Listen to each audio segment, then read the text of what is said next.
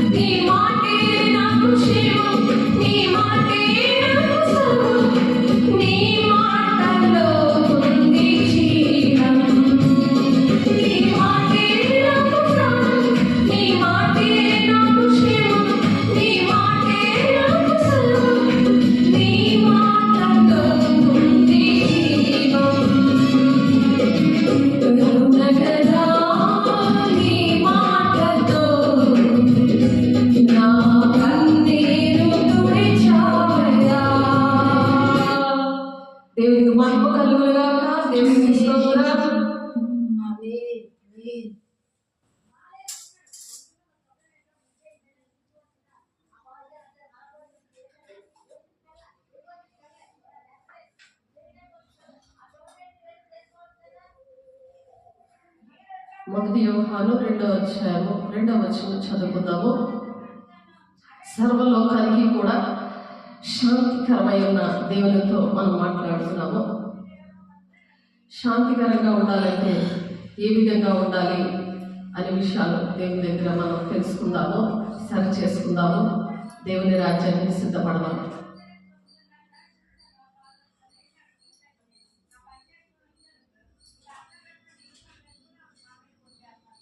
ఆయనే మన పాపములకు శాంతికరమై ఉన్నాడు. దేవుడు మన పాపములకి శాంతికరమై ఉన్నాడు. మన పాపములు రావడానికి తీసివేయడానికి ఆయన తన ప్రాణాన్ని అర్పించాడు.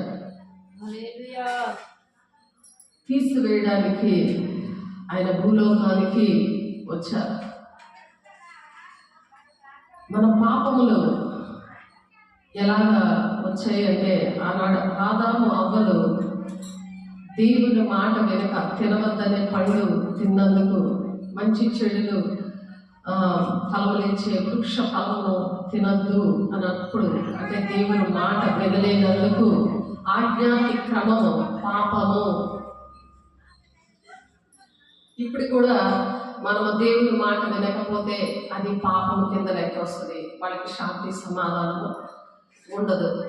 ఆనాడు దేవుడు ప్రేమించి ఆదామును చేశాడు. దాని ముందుగా మరి దేవుడు సృష్టి అంతటినీ కూడా చేశాడు.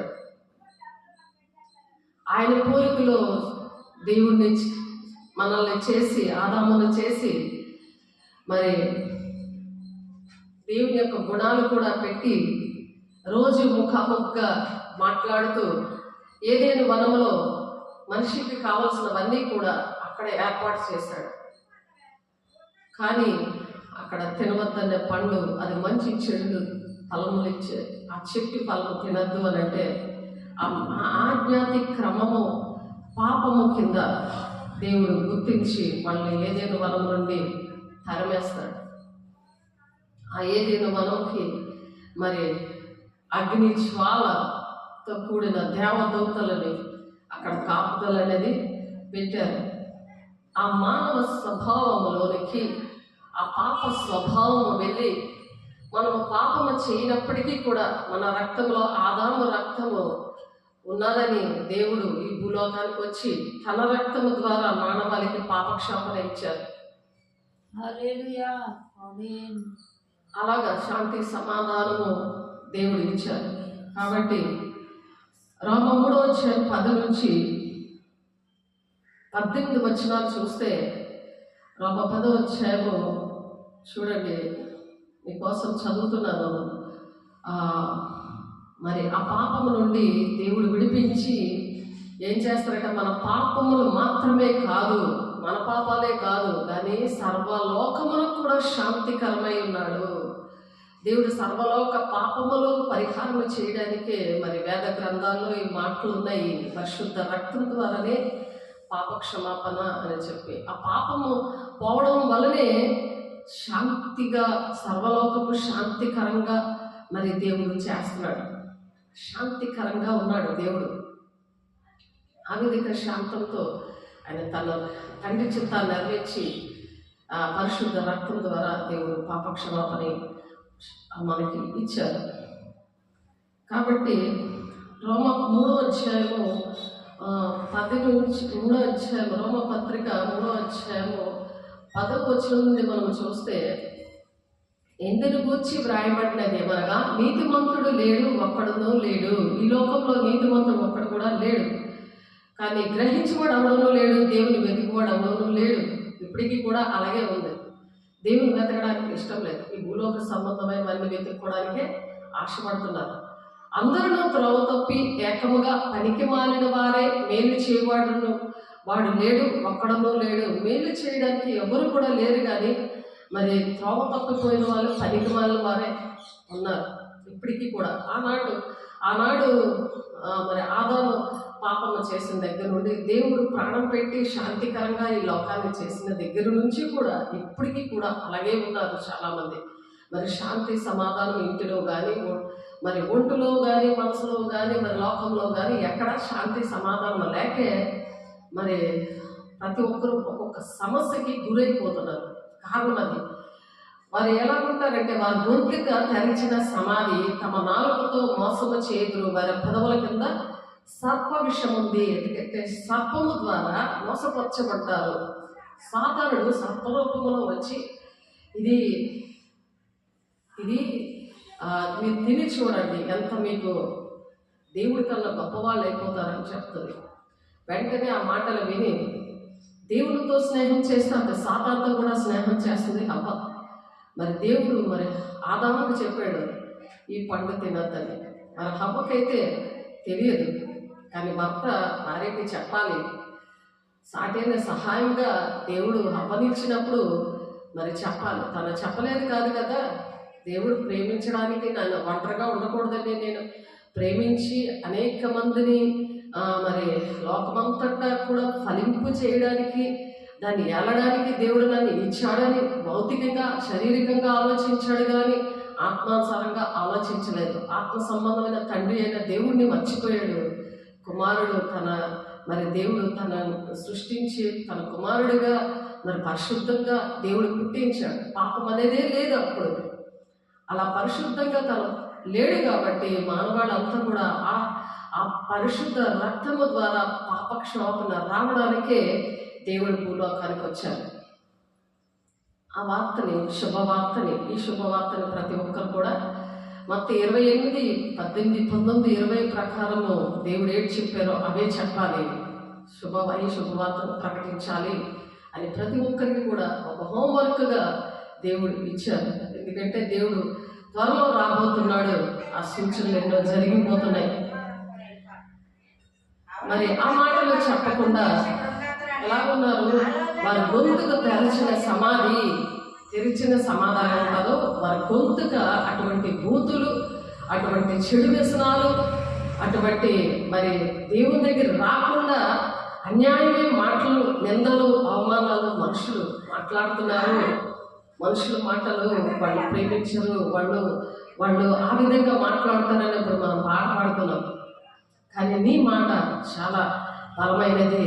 అది ధైర్యం పుట్టిస్తుంది, దేవుని రాజ్యానికి నడిపిస్తుంది, నీ కన్నీళ్లు తుడుస్తుంది, నా కన్నీళ్లు తుడుస్తుంది, ధైర్యం ఇస్తుంది. దేవుని శుభవార్తను ప్రకటించడానికి అని ఆ కరుణ గల మాటల కోసము మనము జీవితాంతము కూడా ఆ కరుణ గల మాటలను మనం నేర్చుకోవాలి.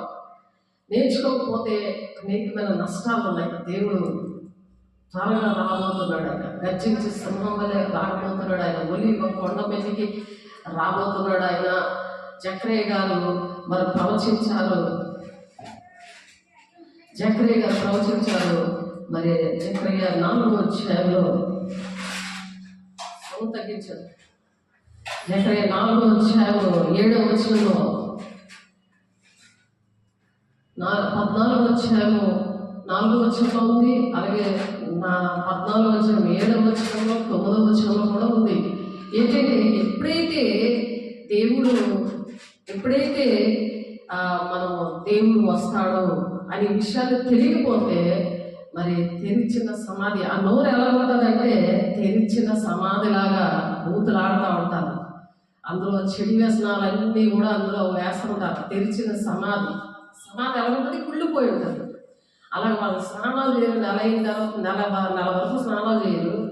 ఎప్పుడూ ఏదో కైనియో లేకపోతే తంబాకో ఏదో గుడాకో ఏదో నవ్వుకుంటూ ఉంటారు, డ్రింక్ చేస్తూ ఉంటారు. తాగుడు రాత్రి పగలు అదే పనిలో ఉంటారు. ఆ చెడు వ్యసనాల ద్వారా సాతానుడు ఏంటంటే ముందు అబద్ధాలు బాగా, ఎందుకంటే సాతానుడు 2 నాలుకలు ఉన్నాయి కదా పాముకి. ఆ 2 నాలుకలతో లోపల ఒక మాట బయట ఒక మాట ఉంటుంది. దేవుని బిడ్డ అలాంటి లక్షణాలు ఉన్నాయేమో, నీ కళల్లో పాములు కనబడతాయి. నువ్వు పాము ఎలా పుట్టిందో ఎలా ఉందో ఏంటో పాము లక్షణాలు నువ్వు అవే ఎక్కువ చూస్తూ ఉంటావు.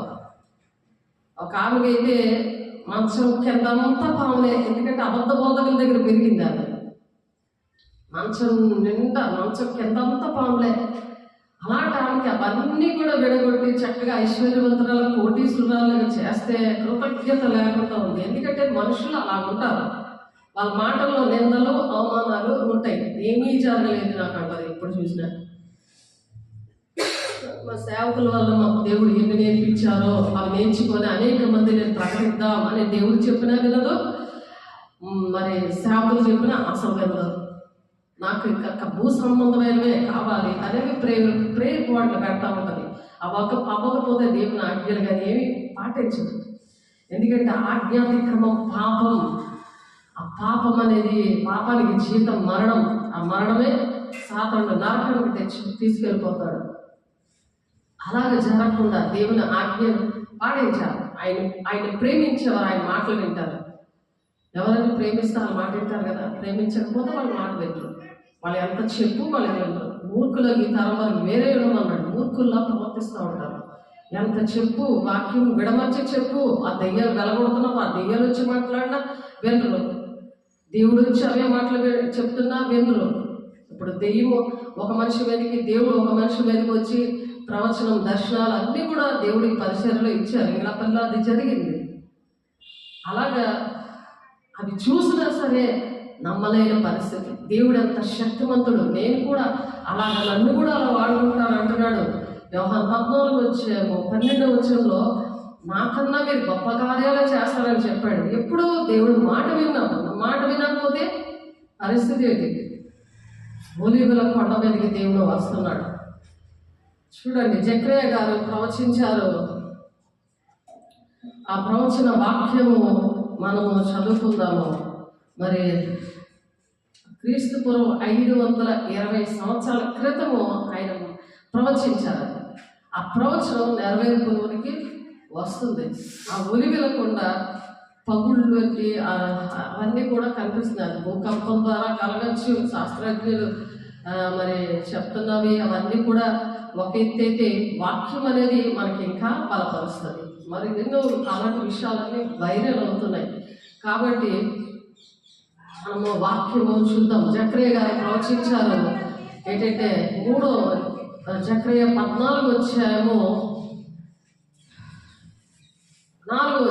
ఆ దినమున యెరూషలేము ఎదుట తూర్పు తట్టున ఉన్న ఒలీవ కొండ మీద ఆయన పాదములు ఉంచగా, ఒలీవ కొండ తూర్పు తట్టునకు పడమటి తట్టునకు నడిమికి విడిపోయి సగము కొండ ఉత్తరపు తట్టునకు, సగము కొండ దక్షిణపు తట్టునకు జరుగును గనుక విశాలమైన లోయ ఒకటి ఏర్పడను. కొండల మధ్య కనబడు లోయ ఆ జీవి వరకు సాగగా మీరు ఆ కొండ లోయలోనికి పారిపోవుదురు.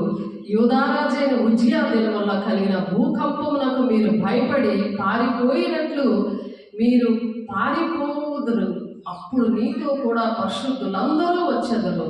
నా దేవుడైన యెహోవా ప్రత్యక్షమగును. అక్కడ దేవుడు రాకడలో దేవుడు ఎలాగైతే మరి అపోస్తలులు 1:11 ఆయన పునరుత్థానుడయి ఏ విధంగా మరి ఆరోహణం అయిపోయాడో 40 రోజులు అందరికీ కనబడి సేమ్ అలాగే అక్కడ అలాగా కొండ మీదకి దిగుతాడు. ఆ పాదాలు అక్కడ ఆ కొండ మీద నిలబెడతాడు. అది ఒక కొండ కాదు, 3 కొండలు. యెరూషలేములో ఉన్న 3 కొండలు ఉన్న ప్రాంతం అది. ఆ ప్రాంతంలో దేవుడు అక్కడ దిగుతాడు. దిగినప్పుడు యెహోవా దినము ప్రకాశమాన వగనని సంకుచితముగా కాగా వెలుగు లేకపోవును. ఆ దినమున ప్రత్యేకమైనదిగా ఉండును. అది యెహోవాకు తెలియబడిన దినము పగలు కాదు, రాత్రి కాదు. దేవుడు వస్తుంది పగలు రాత్రి అని కాదు. ఏ గడియ వచ్చినో దొంగ వలె వస్తారంటున్నాడు. ఎవరైతే సిద్ధంగా లేరో వాళ్ళకి దొంగలా వచ్చినట్టు ఉంటుంది. దొంగడు చెప్పాడు కదా. మెలకుగా ఉన్న వారికి దేవుడు ఈ రోజు వస్తాడని మనం ఎదురు చూపులు చూస్తూ ఉంటాం.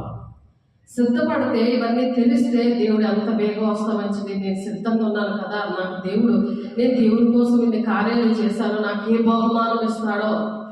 ఇప్పటికీ కూడా యూదులు ఆ కొండ దగ్గరే సమాధులు కట్టుకొని ఫస్ట్ లైన్లో ఉందామని అక్కడే సమాధులు, ఓళ్ళ సమాధులు, అక్కడ లక్షలాది మంది చూడడానికి వెళ్తూ ఉంటారు. అక్కడ చూడండి, మనం ఏ వాసలో ఉంటామో, మనం సిద్ధంగా ఉన్నామా, ఈ విషయాలు తెలుసుకోవడానికి ఇవి వైరల్ అవుతున్నాయి. కొండ చీలిపోయింది, 2గా అది భూకంపం ద్వారా కావచ్చు. అక్కడ మరి కొన్ని కారణాలు అనేవి ఉంటాయి.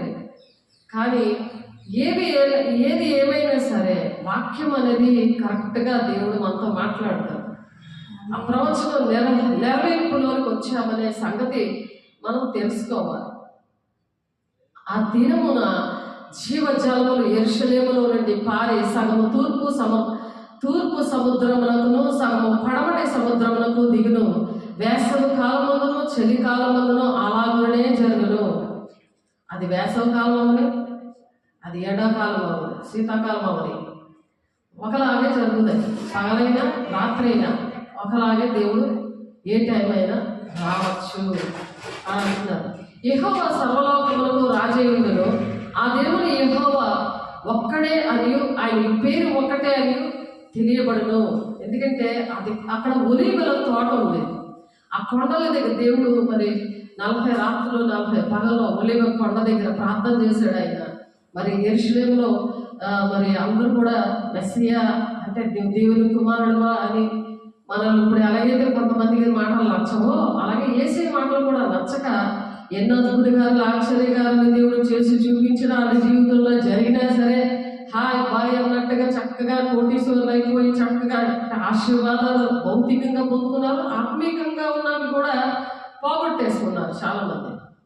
అలాగా కళ్ళుండి చూడరు, చెవులుండి వినరు, హృదయం క్రొవ్వినది, యెషయా చెప్పిన ప్రవచనం సరియే అని దేవుడు బాధపడతాడు. ఆ విషయాలు దేవుని బిడ్డలుగా మన జీవితాల్లో కూడా జరిగాయి. అందుకని ఆ మాటలోని ఎంతో మంది నిందించిన ఎవరైనా మనల్ని బాధ పెట్టినా సరే దేవా నీ మాటలు మాత్రము నీ మాటలు మనం బ్రతికిస్తాయి.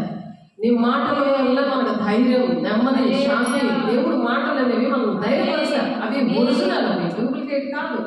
ఎవరేం చెప్తారో మనం వింటాము, కానీ వాక్యం అనేది నిరర్ధకం కాదు. దేవుడికి చెప్పిన మాటలు అనేవి అవి అబద్ధము కాదు. మరి దేవుడు వస్తాడని, దేవుడు సిలువ వేసేస్తారని, ఆయన మన కోసం ప్రాణం పెడతాడని అవన్నీ కూడా నెరవేర్పు జరిగాయి. జకర్యా గ్రంథంలో 13:7లోని, మత్తయి 6:31 కీర్తన 41:9 ఇవన్నీ జరిగాయి. రెండవ రాకడ గూర్చి కూడా నెరవేర్పులు జరుగుతాయి. ఇప్పుడు మొదటి రాకడలో నెరవేర్పులన్నీ జరిగాయి కదా, తండ్రి చిత్తాన్ని నెరవేర్చాడు కదా దేవుడు, నెరవేరుస్తాడని అనేకమైన ప్రవక్తలు చెప్పిన మాటలన్నీ కూడా యేసే విషయంలో జరిగాయి. మన విషయంలో జరిగాయి. అనేక విషయాలు ఎలాగైతే జరిగాయో ఇప్పుడు ఒలీవల కొండ మీదకి దేవుడు ఎలాగైతే తండ్రి చిత్తాన్ని నెరవేర్చి పరలోక రాజ్యానికి వెళ్ళాడో ఆ విధంగానే వస్తాడని దేవుడు ఇక్కడ చెప్తున్నారు. ఈ ఒలీవల కొండ విషయం కూడా అలాగే నెరవేర్పు జరుగుతుందని మనం నమ్మాలి. మరి మత్తయి 24-25 అధ్యాయంలో రాకడ సూచనలు ఏంటని శిష్యులు అడిగినప్పుడు దేవుడు చెప్పారు ఆ సూచనలు కూడా జరుగుతున్నాయి. అవి జరుగుతున్నాయంటే వస్తాడనమాట మనమని మనం సిద్ధంగా ఉండాలి. పెళ్లి కుమార్తె సంఘముగా మనం సిద్ధంగా ఉండాలి. మరి వినకపోయిన వాళ్ళ సంగతి ఏంటి, విన్న వాళ్ళ సంగతి ఏంటి? వినిపిస్తున్నాడంటే మనం వినలేని వాళ్ళకి చెప్పాలి. మనకి దేవుడు మాట్లాడుతున్నాడంటే మనకు నేర్పిస్తున్నాడంటే మనం ఏం చేయాలి? మన ఇంట్లో వాళ్ళకి చెప్పుకోవాలి, మన ఇరుగు పొరుగు వాళ్ళకి చెప్పాలి. మన దేశం అంతా శాంతిగా అప్పుడు ఉంటుంది. పాపం నుండి దేవుడు విడిపించడానికి ఇష్టపడుతున్నాడు. యెరూషలేములో తూర్పు సరిహద్దుల్లో ఈ ఒలీవల కొండ ఉంది, ఒలీవల తోట. ఈ కొండ కూడా అక్కడ ఉంది. మరి మూడు పర్వతాలు కలిసి ఉన్న ప్రాంతం ఇది. కాబట్టి 2684 అడుగులు ఉన్నది ఈ కొండ.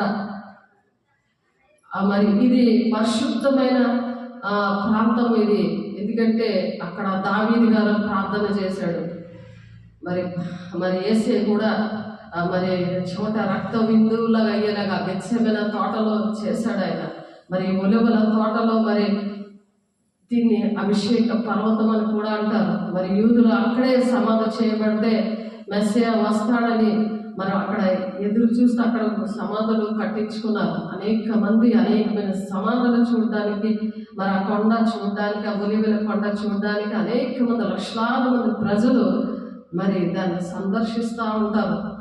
కాబట్టి ఇవన్నీ చూసినా నేను ఎందుకు చూడలేదు, చూడకపోయినా సరే ఎందుకు చూసాను, ఇది ప్రాముఖ్యం కాదు. కానీ మనం సిద్ధపడమే ప్రాముఖ్యం. వాక్యమనే దేవుడు మన ఒంటిలో ఉన్నప్పుడు, మనం చదువుతున్నప్పుడు దేవుడు మనతోనే మాట్లాడతాడు. మనకి దర్శనాల ద్వారా చూపిస్తారు, కళల ద్వారా చూపిస్తారు. ఏదడిగినా డౌట్ స్వరం ద్వారా మాట్లాడే దేవుడు మన మధ్య ఉన్నాడు, మనలో ఉన్నాడు. కాబట్టి ఆయన మనకు బోధపరుస్తాడు ఆయన మనం అడిగినప్పుడు. కాబట్టి నాకు చాలా ఇష్టమైన విషయాలు ఇవి. కాబట్టి నాకు బోధపరిచే విధంగా అందరి బట్టి దేవుని కొట్లాది వందనాలు. దేవుడు నాకు మాటలు ఎంతో ఇష్టంగా నేను వింటాను. అలాగే సిద్ధపడి అనేక మంది సిద్ధపరచాలనేదే నా చేయం. దేవుడు అదే చేయంగా దేవుడు నాకు పెట్టాడు, అదే నాకు గురిగా పెట్టాడు దేవుడు. అందరిని బట్టి దేవుడికి కొట్లాది వందనాలు చెల్లిస్తున్నాను. దేవుడికి అనేక వందనాలు చెల్లిస్తున్నాను. దావీదు పర్వతం మీద తన పాపంలో ఒప్పుకున్నాడు, మరి తనని మరి ప్రార్థన చేసుకున్నాడు. మరి అది 2 సమయాలు 15వ అధ్యాయంలో ఉంటుంది. ఆ మాటలన్నీ కూడా మీరు చదువుకుంటే 23వ వచనంలో దావీదుల యేసు ప్రభు కూడా మరి యెరూషలేము నుండి మరి ఆయన్ని తిరస్కరిస్తారు. యెరూషలేములో మరి తిరస్కరిస్తారు కదా, అంటే బరబ్బానే విడిచిపెట్టండి, యేసేని సిలువైండి అన్నారు. ఎంత అన్యాయమో! ఎన్ని అద్భుత కార్యాలు ఆశ్చర్యకారాలు చూసి మరి ఆ దావీదు కుమారుడా జై అనేసి పాటలు పాడి ఒంటి మీద ఉన్న బట్టలు అన్నీ కూడా రోడ్డు మీద వేసి యూదునికి రాజా జై అని పలికిన నోళ్ళే ఆ నోరు తెరిచిన సమాధానం చదివాను కదా. అలాగే దేవుడు లేని మనుషులు ఇప్పటికి కూడా అలా నాకు దేవుడు వద్దు, నాకు పిల్లలే కావాలి, నాకు ఇల్లే కావాలి, నాకు ఇల్లు ఇస్తావా లేకపోతే నువ్వు దేవుడు విడిచిపెడతావా, నీకు ఇల్లు కావాలా, నీ కుటుంబం కావాలా, దేవుడు కావాలా, ఇవే క్వశ్చన్లు వేస్తున్నారు.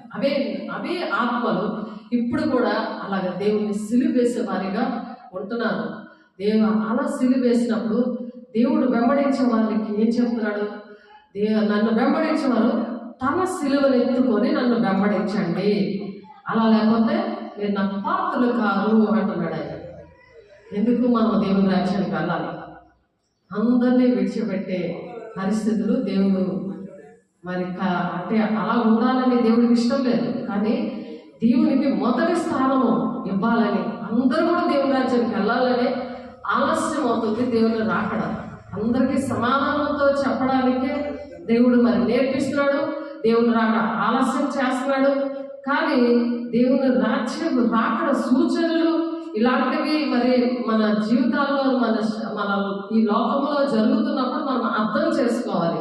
అయ్యో, వాక్యము ఆ ప్రవచనము నెరవేర్పులోనికి వస్తుంది కాబట్టి మనం సిద్ధపడాలి. నువ్వు వినకపోయినా చెప్పు అని అన్నాడు కదా హెస్కేల్ గారితో 2వ అధ్యాయంలో 3వ అధ్యాయంలో ఆయన చెప్పారు. వారు తిరుగుబాటు చేసే జనాలు కాబట్టి వారు వినను, నువ్వు వినకపోయినాను, నువ్వు చెప్పు అంటున్నాడు ఆయన. అపవిత్రులుగానే ఉండనేమో, అన్యాయస్తులుగానే ఉండనేమో, వారి క్రియలు చెప్ప నేను జీతం సిద్ధపరిచి ఉంచానన్నాడు. కాబట్టి మన పని ఏంటంటే చెప్పడం. మనం సిద్ధపడాలి, మనము చెప్పాలి. కాబట్టి పునరుద్ధానం అనేది దేవుడు ఏ విధంగా జరిగిందో ఆ విధంగానే దేవుడు అపోస్తలులు 1:11 ప్రకారం ఆయన రావడానికి ఆ విధంగానే రావడానికి ఒలీవల కొండ మీదకి జకరియా 14వ అధ్యాయంలో 4వ వచనంలో నెరవేర్పు జరగడానికి సిద్ధంగా ఉంది. కాబట్టి మనం పాపములు ఆ ప్రవచనం నెరవేర్పు జరగడానికి మనం సిద్ధంగా ఉండాలి.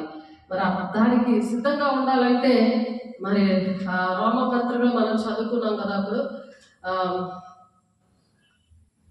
వారి నోటి నిండా శపించడి పగయు ఉన్నది, రక్తము చిందించుటకు వారి పాదములు పరిగెత్తుచున్నవి, నాశనమును కష్టమును వారి మార్గములలో ఉన్నవి. కష్టాలు నాశనం వారి మార్గంలో ఉంది. ఎందుకంటే నోరు కరెక్ట్గా లేదు.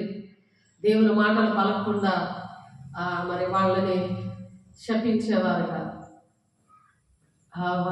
మరి వారిని బూతులు ఇవన్నీ కూడా తిట్టి నువ్వు నాశనం అయిపోవాలి, నువ్వు అలాంటి మాటలు ఆడుతూ ఉంటారు. దెయ్యము పూనప్పుడు అది ఆలోచించుకోవాలి. నాశనంలో కష్టంలో వారి మార్గంలో ఉన్నాయి. శాంతి మార్గం వారే గారు. దేవుడు సర్వలోకానికి సృష్టికర్త అయిన దేవుడు సర్వలోకము కూడా శాంతి సమాధానంతో ఉండాలని దేవుడు ఆశపడి తన ప్రాణాలు పెట్టారు, క్షమించారు. తన రక్తం ద్వారానే పాపక్షాపన జరుగుతుందని మన మధ్యన మరొకసారి మన మధ్యకు వచ్చి దేవుడు మాట్లాడడానికి ఇష్టపడ్డారు. 1 యోహాను 2:1-2లో శాంతికరమైన సర్వలోకములకు శాంతికరమై ఉన్నాడు అని చెప్తున్నారు. మొదటి యోహాను 2వ వచనంలో. కాబట్టి ఆయన శాంతిని ఇవ్వడానికే వచ్చారు ఈ భూలోకానికి. కాబట్టి ఆ శాంతి ఎప్పుడు ఉంటుంది? ప్రేమ ఉన్నప్పుడు ఉంటుంది. ఆ ప్రేమ ఎప్పుడు ఉంటుంది? మేలు చేయగలిగి మేలు చేయకూడదు పాపము అంటున్నారు. మనం నేర్చుకున్నవి మేలు చేయడానికి కనీసం ఏ హెల్ప్ చేయకపోయినా కనీసం వారికి ఆ మాటలు చెప్పగలిగి ఉండాలి. మన ద్వారా కొన్ని అద్భుత కార్యాలు దేవుడు చేస్తారంటున్నాడు. మొదటి యోహాను పత్రిక 12వ వచనంలో నాకన్నా మీరు గొప్పవి చేస్తారు, ఈ అంచె దినాల్లో అందరి మీద నేను ఆత్మను కుమ్మరిస్తున్నాను అని చెప్తున్నారు. మీ అవనులు దర్శనాలు చూస్తారు, మీ వృద్ధులు కలలుగా ఉంటారు, మీ కుమార్తెలు ప్రవచిస్తారు, నా సేవకుల మీద సేవకురాళ్ళ మీద నేను ఆత్మను కుమ్మరిస్తాను అని అంటున్నాడు. స్త్రీ పురుషులను భేదం లేదు, అందరూ ఏకముగా ఉన్నారు. అది గలతీ 3:28-29 వచనాల్లో చెప్తున్నారు. సాతానుడు భేదాలు పెట్టిస్తాడు. భేదాలు స్త్రీ అని, పురుషులని, చిన్నోళ్ళని, పెద్దోళ్ళని, పేదోళ్ళని, గొప్పలని, ఇవన్నీ కూడా సాతానుడు పెట్టించే భేదాలు. అందుకనే ఆ పాపం కూడా ఏ భేదము లేదు. అందరూ పాపము చేసి దేవుడు అనుగ్రహించిన మహిమను పొందలేకపోతున్నారు. మహిమ అంటే పరిశుద్ధాత్మ దేవుడు పొందుకోలేకపోతున్నారు. భేదమేమీ లేదు. మహిమను పొందుకోవడానికి భేదమేమీ లేదు. దేవుడి పని చేయడానికి భేదమేమీ లేదు. మీరు రోమపత్రిక 3:23 వచనంలో చదివితే అక్కడ ఉంటుంది. కాబట్టి మనం పాపము లేని వారని చెప్పుకునేడు దేవుడు అబద్ధికులుగా ఇస్తాడట. మొదటి యోహాను వాళ్ళ వాక్యం కూడా వాళ్ళకి గుర్తుండదు. వాక్యం ఎందుకు గుర్తుండట్లేదంటే కారణాలు అవి. మొదటి యోహాను 1వ అధ్యాయం 8-10 వచనాలు. మొదటి యోహాను 1వ అధ్యాయం 8-10 వచనాలు. మనం పాపము లేని వారమని చెప్పుకొని ఎడల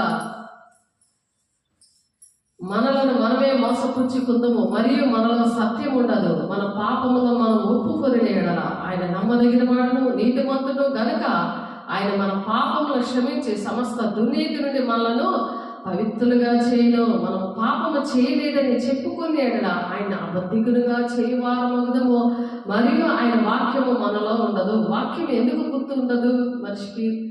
దేవుడు ఎందుకు ఉన్నాడు? వాళ్ళ వాక్యం అంటే దేవుడు కదా.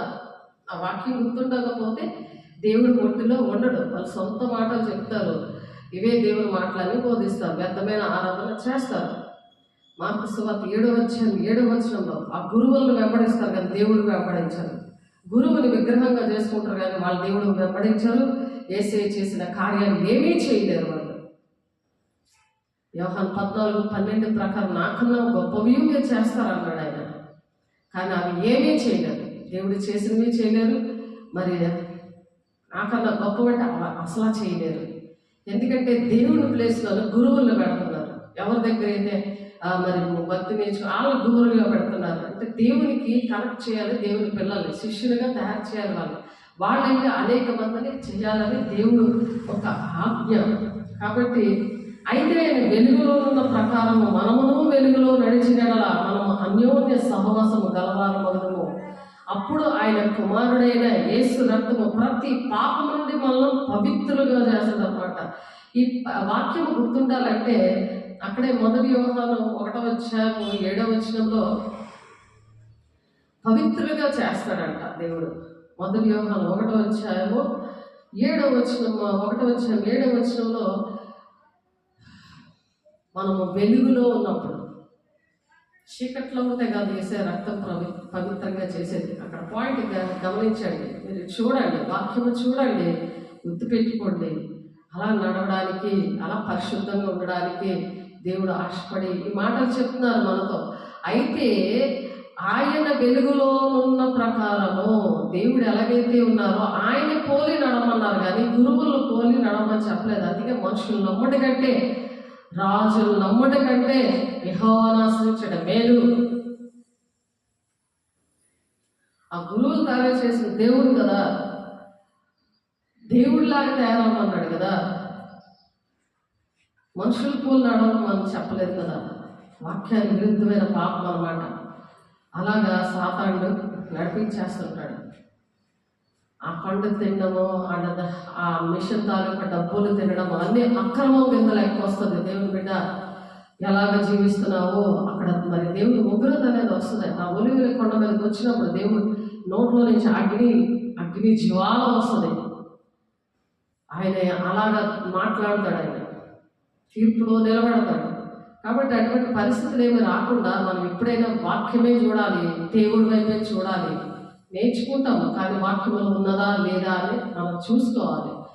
కాబట్టి అయితే ఆయన వెలుగులో ఉన్న ప్రకారం మనము వెలుగులో నడిచిన ఎడలా దేవుడు పోలే ఇక్కడ నడమంటున్నారు. దేవుడు వెలుగై ఉన్నాడు, ఈ లోకానికి వెలుగుగా వచ్చాడు. ఆయన చీకట్లో ఉన్న మనల్ని వెలుగులోకి తీసుకొచ్చాడు. ఆయన రక్తం ద్వారా, ఆయన ప్రాణం పెట్టి ఆయన రక్తం ద్వారా మన విమోచన, రక్షణ, మోక్షము ఆయన ఇవ్వడానికి లోకాలంతటికీ కూడా శాంతి, సర్వలోకానికి కూడా శాంతికరమై ఉన్న దేవుడు మరి వెలుగై ఉన్నాడు. కాబట్టి ఆయన ఎలాగ నడిచాడో ఆయన మనమును వెలుగులో నడిచిన ఎడల మనం అన్యోన్య సహవాసం గలవారమై ఉందము.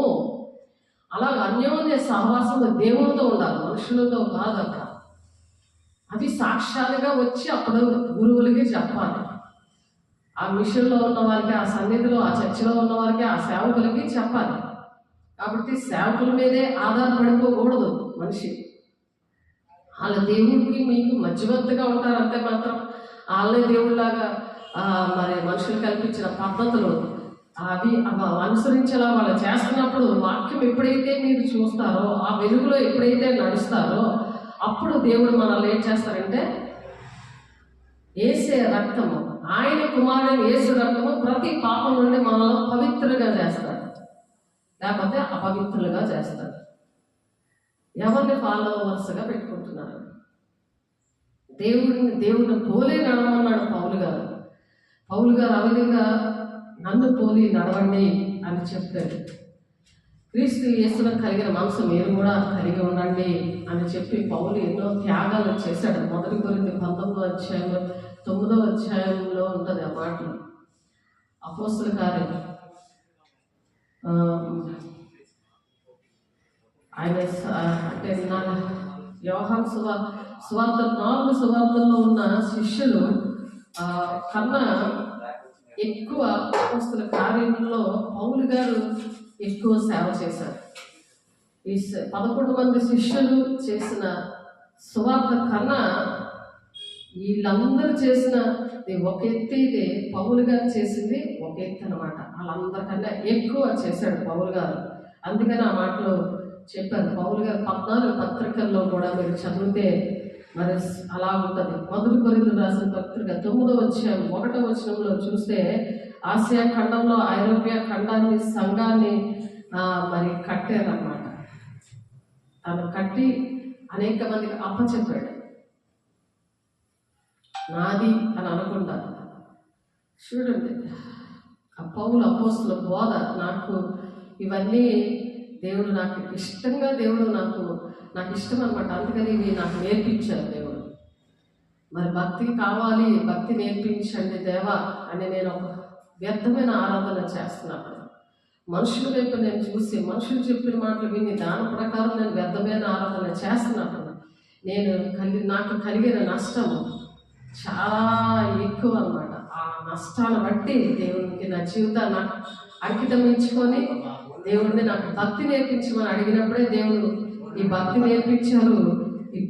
మరి అపోస్తల పరిచర్యని నాకు అప్పచెప్పి ఎఫెసీ 4:13 ప్రకారం దేవుడు నాతో మాట్లాడి ఆ విధంగా వాడుకోవడానికి దేవుడు ఇష్టపడ్డారు. నేను ఒకప్పుడు గుడ్డితనంలో వాక్యం అనేది తెలియని గుడ్డితనము అటువంటి బోధల్లో ఉన్నప్పుడు దేవుడు అటువంటి వారికి బోధ చేయడానికి సత్యవాక్యాన్ని నాకు ఇచ్చారు. అటువంటి బంధకాల్లో ఉన్న వారిని, అటువంటి ఆ గుడ్డి భక్తిలో ఉన్న వాళ్ళని కూడా నడిపించడానికి దేవుడు సహాయం చేశారు. యెషయా గ్రంథం ఉంటుంది 60వ అధ్యాయంలో 4వ వచనం, లూకా సువార్త 4వ అధ్యాయంలో ఉంటుంది.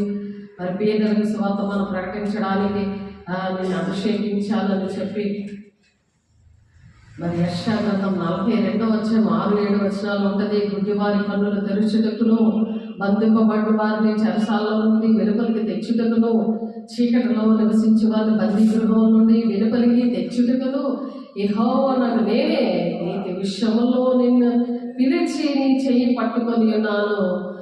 నిన్ను కాపాడి ప్రజల కొరకు నిబంధనగాను అన్యజనులకు వెలుగుగాను నిన్ను నియమించి ఉన్నానని 8 పరిచర్యలు దేవుడు ఇచ్చారు. అన్యజనుల మధ్యన మరి ఎటువంటి గుడ్డితనంలో వాక్యం తెలియలేని పరిస్థితిలో వ్యర్థమైన ఆరాధన చేస్తున్న వారిని దేవుడు అప్పచెప్పారు. ఆ పాములు ఎక్కువ కనబడతాయి కదా, ఆమెనే ఫస్ట్ నాకు అప్పచెప్పారు. అక్కడ నేను ఏకాంతంలో 60 దినాలు ఉన్నప్పుడు కూడా నాకు 5 అలాంటి వాళ్ళు పాములు పట్టిన వాళ్ళే, క్యాన్సర్ చీకట్లు పట్టిన వాళ్ళే నాకు అప్పచెప్తారు. ఆ పాస్టర్ అన్నారు, నువ్వు వీళ్ళకి ఎలా ప్రార్థన చేయాలో నేర్పించాలమ్మా, నీ ప్రార్థన చేసుకుంటూ 12 గంటలకల్లా వీళ్ళు ఎలా ప్రార్థన చేయాలి అంటే దేవుడు వాళ్ళు విడిపించాడు. ఆ ప్రార్థన బట్టి వాళ్ళు విడిపించాడు. మరి 25 సంవత్సరాలు అవుతుంది అది జరిగి. మరి ఇప్పుడు ఇంకా ఎక్కువ విషయాలు నేర్పించారు. ఇంకా ఎక్కువగా దేవుడు వాడుకోవడానికి దేవుడు ఇష్టపడుతున్నాడు. ఇంకా అందుకనే నేను కూడా ఇష్టంగా మనుషులకి చేసినట్లు కాక దేవుడికి చేసినట్లు నా సేవ చేయండి అని చెప్తున్నారు కదా, ఆ విధంగా చేయడానికి దేవుడు సహాయం చేసిన ఆ గొప్ప దేవుడికి కోట్లాది వందనాలు చెల్లిస్తున్నాను.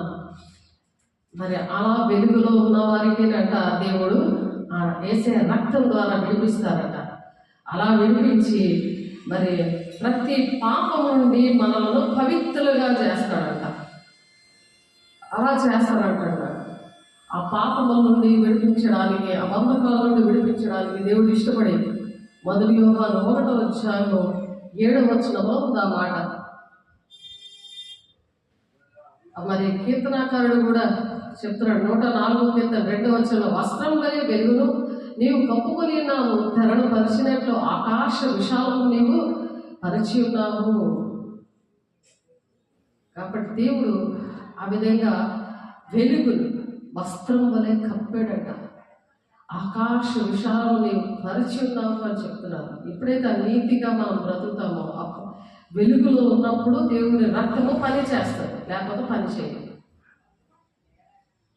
అప్పటికప్పుడే టెంపరీగా పనిచేస్తుంది, కానీ శాశ్వతంగా వెలుగు అనేది ఉండదు ఆ మనుషులు. అంటే పరిశుద్ధాత్మ దేవుని పొందుకోలేదు, ఆ దేవుని కార్యాన్ని చేయలేదు, వాళ్ళ జీవితాల్లో జరగవు. సేవకుల మీద ఆధారపడి ఉంటారు, నాకు ఏమీ జరగలేదని చెప్తారు, వాళ్ళ సాక్ష్యం అలా మిగిలిపోతుంది. కానీ సేవకులు చేసేది కాదు ఇది. ఎవరు పర్సనల్ భక్తి అనేది పర్సనల్.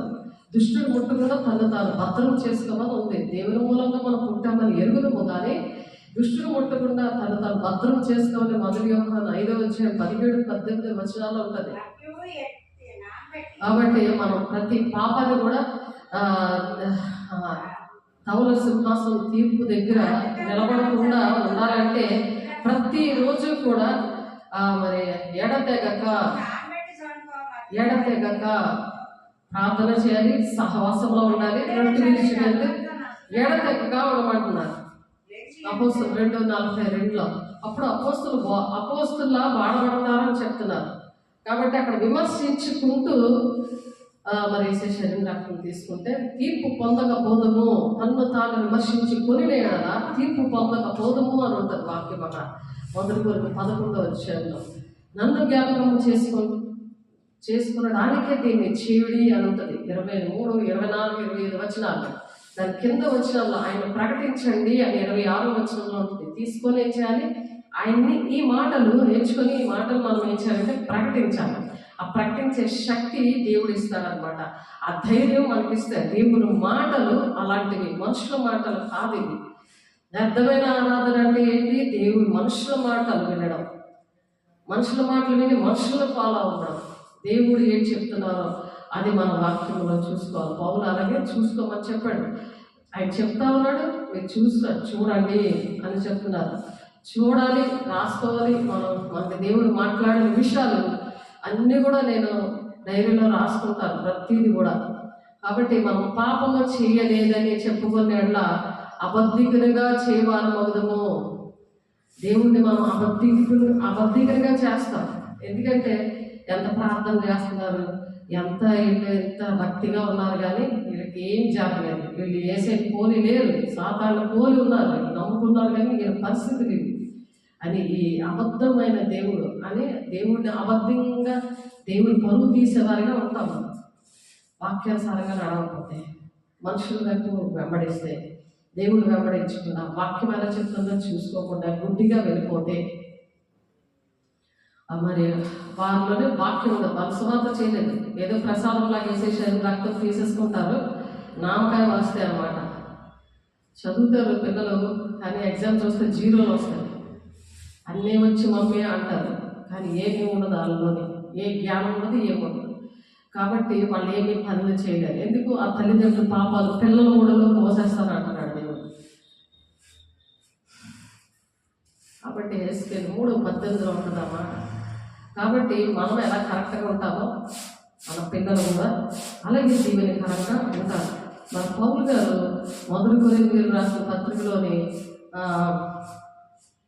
అపోస్తలుడైన పౌలు గారు 9వ అధ్యాయము 1వ వచనంలో చూస్తే, అపోస్తలుడైన పౌలు గారు రాసిన 1 కొరింథీయులకు రాసిన పత్రిక 9వ అధ్యాయం 1వ వచనంలో చూస్తే, నేను స్వతంత్రుడు కానా, నేను అపోస్తలుడు కానా, మన ప్రభువుని యేసు నేను చూడలేదా, ప్రభు నందు నా పని ఫలము మీరుగారా అంటున్నారు. ఎంతమందికి బాప్తీసాలు ఇచ్చారు, 8 ఏరియాల్లో కూడా ఎంతమంది బాప్తీసాలు ఇవ్వడం, వాళ్ళకి సువార్త చెప్పడం, వాళ్ళందరూ కూడా మరి ఫలం అన్నమాట. దేవుడు నాకు అనుగ్రహించిన ఫలము వాళ్ళు. అందుకనే దేవుడు ఈ ఛానల్ ఇచ్చారు, గ్లోరీ గాస్పెల్ చర్చ్ ఆర్గనైజేషన్. వాళ్ళని చూడాలని స్టేటస్లో ఉంటుంది. మరి ఇరుగు పొరుగులు ఏంటి, నాకు తెలిసి నా బంధువులు ఏంటి, నా కుటుంబం ఏంటి, అందరూ కూడా దేవుడు చూపించాలని వాళ్ళు నా ఫలము అని చెప్తున్నాడు ఇక్కడ పౌలు. మన ప్రభువుని యేసు నేను చూడలేదా, ప్రభువునందు నా పనికి ఫలము మీరే కాదా అని అంటున్నాడు. ఇతరులను నేను అపోస్తలుడు కాకపోయినను మీ మట్టుకై నేను అపోస్తలుడై ఉన్నాను. ఇతరులకి తెలియదు, కానీ ఆత్మీయ పిల్లలకి, కుటుంబానికి తెలుసు కదా నేను ఎవరినో.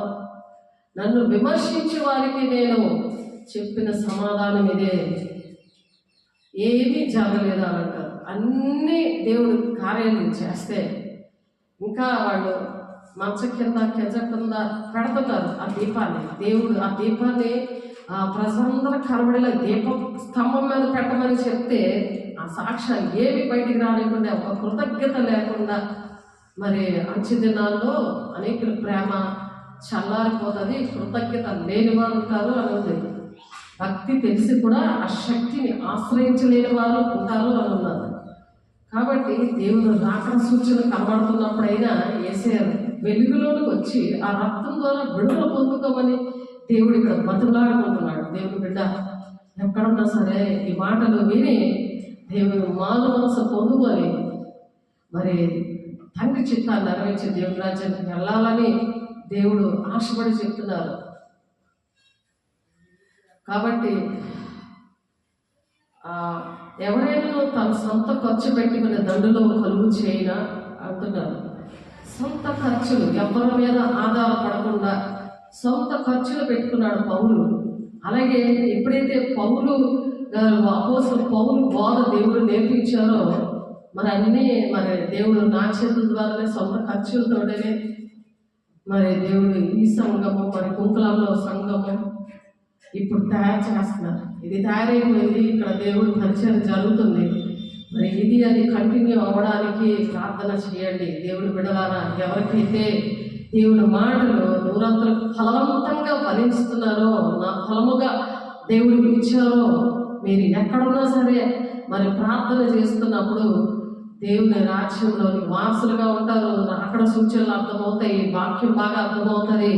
దేవుడు ఏ కష్టంలో ఉన్నా సరే దేవుడు విడిపిస్తాడు. ఎందుకంటే మొదటి నీతిని రాజ్యాన్ని వెతకండి అని చెప్తున్నారు కదా.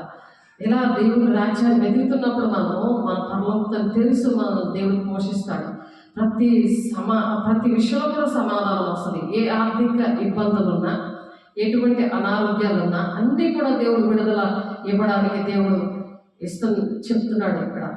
ఎవడైనా తన సొంత ఖర్చు పెట్టుకున్న దండులో కొలువు చేయనా, ద్రాక్ష తోట వేసి దాని ఫలము తినని వాడెవడు, ద్రాక్ష తోటలో నాటబడిన అంజూరమా నీ ఫలం ఏదని దేవుడు అడుగుతున్నాడు. మరి ఆ ఫలము ఒక ప్రతిఫలము తినే అధికారం ఉంది కదా. మరి అటువంటివేమీ కూడా లేని పరిస్థితి. అయినా సరే గురి ఎద్దరికే పరిగెట్టడం, దేవుడి వైపే చూసి దేవుడే పోషిస్తాడు, నేనే నేను పోషిస్తున్నాను, నేనే పోషిస్తానని దేవుడు వాగ్దానం ఇచ్చాడు. దేవుడు 10 సంవత్సరాల క్రితం ఇచ్చారు. మరి అలాగే దేవుడు పోషిస్తున్నాడు. మరి మందను కాచి మందపాలు త్రాగని వాడేవాడు. మందన కాయడం అయింది 8 గ్రామాల్లో, సేమ్ మాస్ ఏరియాలో. ఈ గుడ్డి వారిని మరి చెరలో ఉన్న వారిని విడిపించడం, ఇలాంటి పరిస్థితులన్నీ దేవుడు అద్భుతకారాలు చేశారు.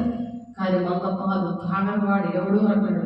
మరి అలాంటి పరిస్థితులు పౌలుకి జరిగాయి. మరి వాక్యం వింటే దేవుడు మరి పౌరు భక్తి నేర్పించారు కదా, మరి అటువంటివి కూడా మీరు దేవుడు చేయిస్తారు కదా.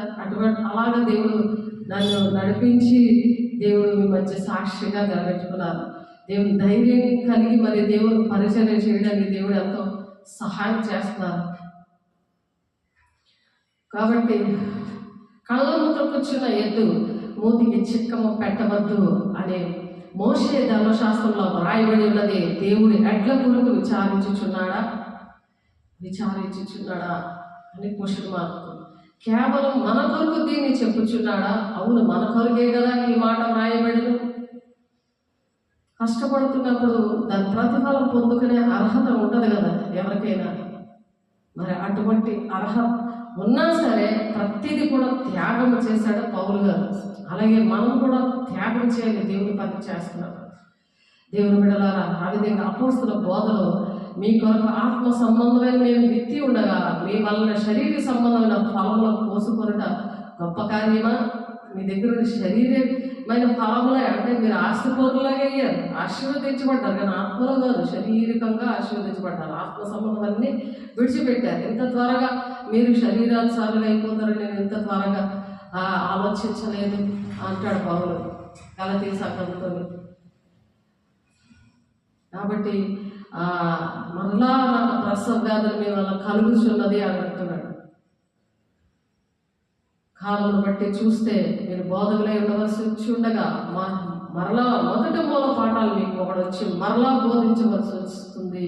మీరు పాలు తాగవలసిన వారే కానీ బలమైన ఆహారం మీకు తగదు. అంటే ఇప్పుడు రాకడ సూచనలు, ప్రకటన గ్రంథం కానీ ప్రవచనాలు నెరవేరుతున్నాయి కానీ అది అర్థం కావట్లేదు, నాకు అర్థం అవ్వట్లేదండి అని అనుకూలమైన బోధకుల్ని వెతుక్కుంటున్నాను. ఏం పర్వాలేదమ్మా, మీకు నీ కొడుకు పెళ్ళి అయిపోతుంది, నీ కొడుకు చక్కగా పాస్ అయిపోతాడు, మంచి సర్టిఫికెట్ వచ్చేస్తుంది, అది కొనుక్కున్నా పర్వాలేదు అని బోధకులు వెతుక్కుంటున్నారు. అలా దురదర్శకులు గలవారే కల్పనా కథలు చెప్పి వారిని ఎదుర్కొంటున్నారు. ఆలోచించండి, ఆలయ కృత్యంలో జరిగించి వారు ఆలయం వల్ల జీవనము చేయుదురని బలిపీఠమంతా కనిపెట్టుకొని చుండేవారు బలిపీఠముతో పాలివారై ఉన్నారని మీరు ఎరుగరా? బలిపీఠం దగ్గరికి కనీసం ఒక నెలకు ఒకసారైనా రావాలి, ఆశీర్వాదాలు పొందుకోవాలి. ఆ చీకట్ల బంధకాలన్నీ విడుదల వస్తుంది. సహవాసం ఫోన్లో ఉండాలి, కనీసం రావడానికి అవ్వలేరు. ప్రార్థన చేయించుకోవాలి, మంచి చెడ్డ మాట్లాడాలి, సంఘం కోసం పట్టించుకోవాలి, సేవకులు ఉన్నారో చూడాలి, బాధ్యత కదా అది. అలా మీ పిల్లలు మిమ్మల్ని అలాగే చేస్తే మీ పరిస్థితి ఎలా ఉంటుంది? ఆత్మీయ తల్లిదండ్రుల విషయంలో మీరు అలా చేసినప్పుడు మీరు ఏది విత్తుతారో అదే కోస్తారో ఉంది వాక్యం. ఆలోచించండి. అలాగే సువార్త ప్రచురించేవారు సువార్త వల్ల జీవింపవల్లని ప్రభువు నియమించున్నాడు కదా, అలాగే బ్రతకాలనే కదా దేవుడు నియమించాడు. అలా బ్రతకడానికి మరి మీరు ఎలాగా మీరు నడుస్తున్నారు, మీరు ఎలాగా మీరు దేవుని మాటలు వింటున్నారు? నేనైతే వీటిలో దేనినైనా వినియోగించుకొనలేదు, మీరు నా ఎడల ఈలాగున జరపవల్లని ఈ సంగతిలో వ్రాయను లేదు. ఎవడైనా నా అతిశయంను నిరర్ధకము చేయుట కంటే నాకు మరణమే మేలు. ఇది అహంకారంగా చెప్తున్నాను, నా అతిశయంగా చెప్తున్నాను కాదు, కానీ అలాగంటే చచ్చిపోవడమే మంచిది అంటున్నాడు పౌలు. కానీ తను ఏ విధంగా దేవుని విషయంలో త్యాగం చేశాడో, అలాగ అర్హత ఉన్నప్పటికీ కూడా తను ఎలా త్యాగం చేశాడో అది ఇక్కడ చెప్తున్నాడు. అనేక మంది సేవకులు, అనేక మంది దేవుని బిడ్డలు దేవుని మాటల వల్ల ధైర్యం వచ్చింది నాకు అని చెప్పి మనం పాట పాడుకున్నట్టుగా ధైర్యం కలగజేశాడు దేవుడు. ఇక్కడ దేవుని వైపు చూస్తున్నప్పుడు దేవుని బిడ్డలకి వారు వెళ్ళకపోతే చాలా బాధ ఉంటుంది. వారు హాయ్ అని చెప్పినప్పుడు అన్ని కృతజ్ఞత లేకుండా ప్రవర్తన చేస్తున్నప్పుడు బాధగా ఉంటుంది. అలాంటప్పుడు ధైర్యం పుట్టిస్తాడు అనమాట దేవుడు. ఇది నేను ఇష్టపడి చేసిన యెడల నాకు జీతము దొరుకును అంటున్నాడు. చూడండి, దేవుడు మాటలు ఎంత ధైర్యంగా, ఇష్టంగా చేస్తున్నప్పుడు నాకు జీతం దొరుకుతుంది. అదే దేవుని రాజ్యం, అక్కడ బహుమానాలు అందుకుంటారు. ఎంత దేవునికి టైం ఇచ్చావు, ఎంత దేవుని విషయంలో, దేవుని బిడ్డల విషయంలో బాధ్యత వహించావు, వాళ్ళ కోసం ఎంత కన్నీరు కాచావు. వాళ్ళు వినట్లేదు. దేవుడు వారి వారి క్రియలు చెప్పున జీతం ఆయన సిద్ధపరచుంచాడట. ప్రకటన 22వ అధ్యాయంలో ఉంటుంది. ఇక్కడ ఇష్టపడి అటువంటి వారు ఉన్నా సరే, ఇష్టపడి గురి ఎత్తుకే పరిగెడుతూ, మరి నేను ఇష్టపడి చేసేట నాకు జీతము దొరుకును, ఇష్టపడకపోయినను గృహ నిర్వాహకత్వము నాకు అప్పగింపబడెను. దేవుడు ఆయన గృహ నిర్వాహకత్వం అది నాకు అప్పచెప్పాడు కాబట్టి అది ఇష్టంగా చేయడానికి దేవుడు సహాయం చేస్తున్నాడు. అట్లయితే నా జీతమేమి? నేను సువార్తను ప్రకటించినప్పుడు సువార్త యందు నాకున్న అధికారంలో పూర్ణంగా వినియోగపరచుకోనకుండా సువార్తను ఉచితంగా ప్రకటించడే నా జీతం. మొన్న మరి 96 సంవత్సరాలు ఎస్తేర్ అనే ఒక మా అమ్మ చనిపోయినప్పుడు ఆమెకు బర్యలు చేయడము, మరి దినకార్యం చేయడం అన్నీ చేస్తే ఒక ఆయన అడుగుతాడు 5,000 ఛార్జ్ చేయాలి. 5,000 తీసుకుంటాడట ఆయన. దేవుడు ఉచితంగా, దేవుడు చక్కగా ఇక్కడ చేపించాడు. దేవుడు ఎంత గొప్ప దేవుడు ఆలోచించాడు. దేవుడు లేకపోతే మనం అలా చేయగలరా? నేను చేయగలరా? ఇంకా దేవుడు ఎంత ధైర్యం ఇచ్చారు. అది ఆ వాక్యం చూడండి, ఉచితంగా ప్రకటించడే నా జీతము. ఆ జీతం ఎక్కడ ఉంది? అక్కడ పరలోకంలో దాస్తున్నాడు ఆయన. అక్కడ ఉంది బ్యాంకు. మన బ్యాంక్ అక్కడ ఫుల్గా ఉంటుంది. ఉచితంగా చేయమంటున్నాడు దేవుడు. ఉచితంగా మన కోసం ప్రాణం పెట్టాడు, ఉచితంగా మనకు రక్షణ ఇచ్చాడు. కృప ద్వారానే మనం రక్షించబడాలి. మనకు ఏమి అర్హత లేకుండానే దేవుడు ఇలా నిలబెట్టి మాట్లాడుతున్నాడు. మనం వినడానికి, దేవుడు మాటలు వినడానికి దేవుడు మాట్లాడుతున్నాడు, ఎంచుకున్నాడు. ఆయన ఒక పాత్రగా, ఆయన ఘనమైన పాత్రగా, ఆయన చేతిలో బలమైన ఆయుధంగా దేవుడు మాట్లాడుతున్నాడు, వాడుకుంటున్నాడు.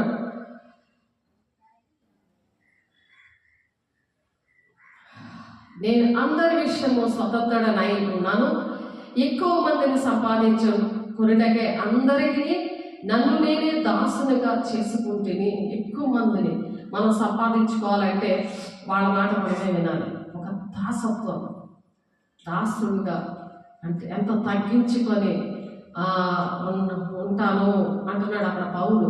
నాకు ఈ విషయాలు తెలియకుండానే దేవుడు ఇవన్నీ కూడా నేర్పించాడు. అందుకని దేవుడికి ఎన్నో కోట్ల చెల్లిస్తున్నాను. అందరితో ఏక మనసు సమాధానం ఇచ్చాడు దేవుడు. ఎంత గొప్ప దేవుడో ఈ విషయాలు నాకు తెలియదు, కానీ ముందు నాకు నేర్పిస్తాడు, నాతో చేపిస్తాడు. నేను బాధపడతానని వాక్యం ద్వారా మాట్లాడతాడు. దేవుని బిడ్డ నీతో కూడా మాట్లాడతాడు. యేసు వెలుగులో ఉంటూ యేసు రక్తాన్ని ఆశ్రయించినప్పుడు దేవుడు శాంతి, సమాధానం, నెమ్మది ఇస్తాడు.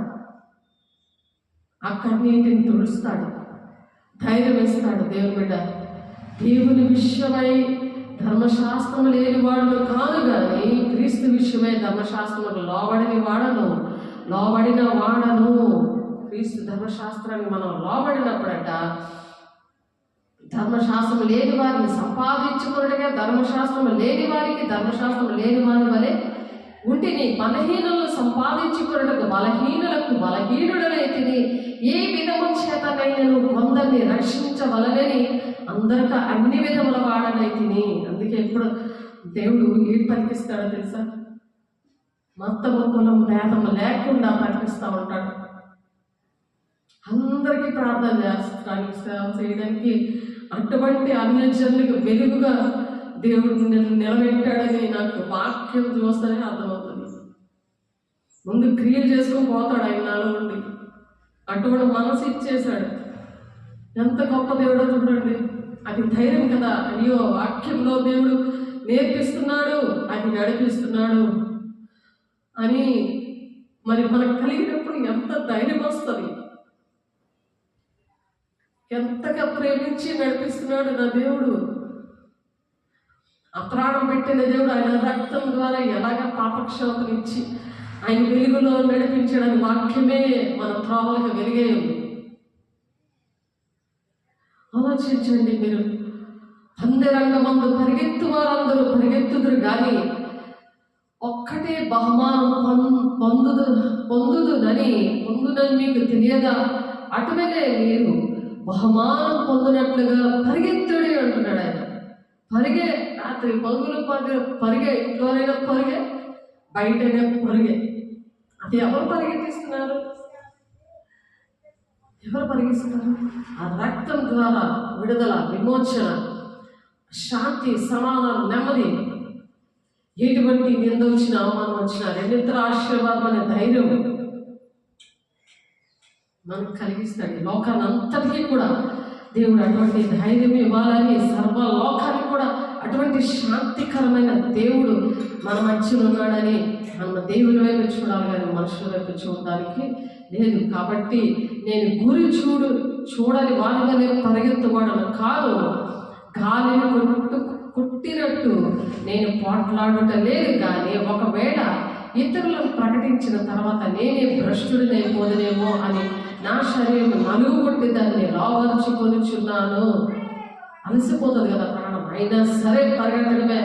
దాన్ని లోవర్చుకొని పరిశుద్ధాత్మను పొందుకొని మరి మొదటి కొరింథీయుల 4:16 ఉంది కదా, బాహ్య పురుషుడు బలహీనంగా ఉన్నా సరే అంతరంగ పురుషుడు మరి ధైర్యం తెచ్చుకోవడానికి మేము అధైర్యపడము అంటున్నాడు. కొరింథీ పత్రికలో రాస్తున్నాడు. దినము నూతన పరచబడతాడు.